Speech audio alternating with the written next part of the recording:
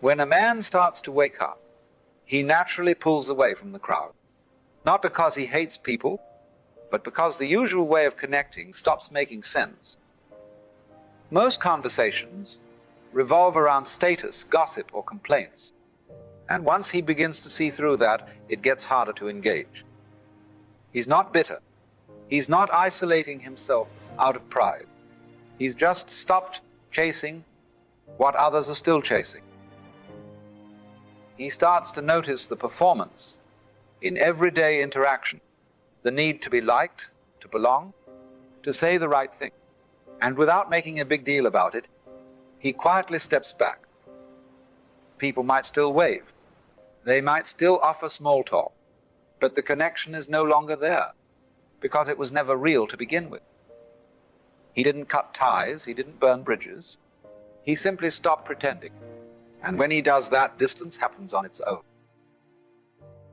This is the beginning of solitude, not loneliness, just space between who he used to be and who he's becoming. He starts to see clearly what holds people together isn't real. It's not depth, it's not truth. It's habit, comfort, and shared illusions. People bond over complaining about their jobs, over chasing status, over defending ideas they've never truly questioned. He used to do the same. He used to think that was connection, but now it feels more like noise. He notices how often people speak, just to avoid silence. How much energy goes into keeping up appearances? The constant need for validation, for agreement, for reassurance. And once he no longer needs those things himself, he sees how dependent others are on them. How relationships often survive not because of honesty, but because everyone agrees to keep the story going. He understands why people hold on to what feels familiar. He still cares. He still listens, but he no longer plays along. That shift, subtle as it is, creates distance all on its own. From the outside, he might seem the same. He still shows up. He's still polite. He hasn't disappeared completely. But something fundamental has shifted, and the people around him can feel it, even if they can't name it.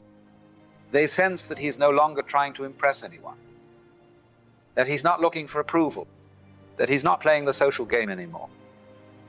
Some find it admirable, others find it unsettling, because he's no longer easy to read, because he's not performing for anyone.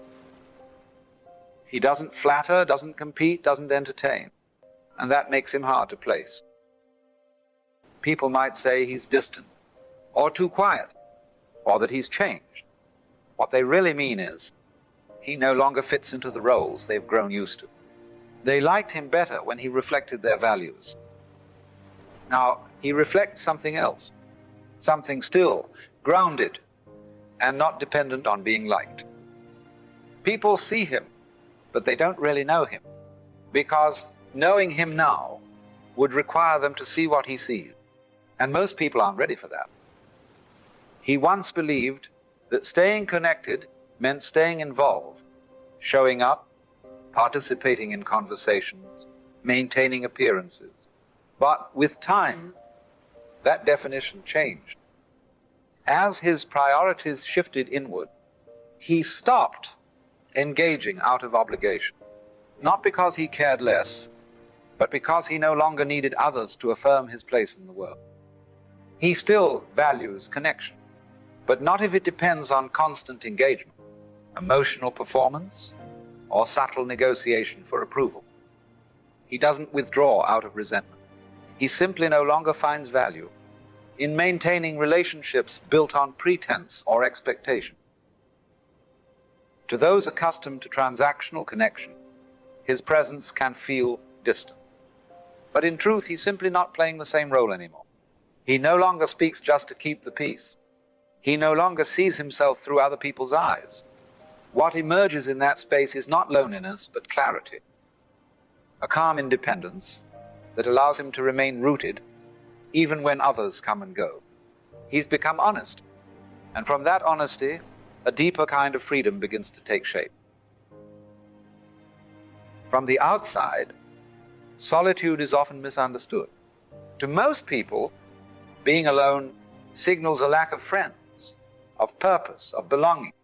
But for a man who has begun to see clearly, solitude becomes something else entirely.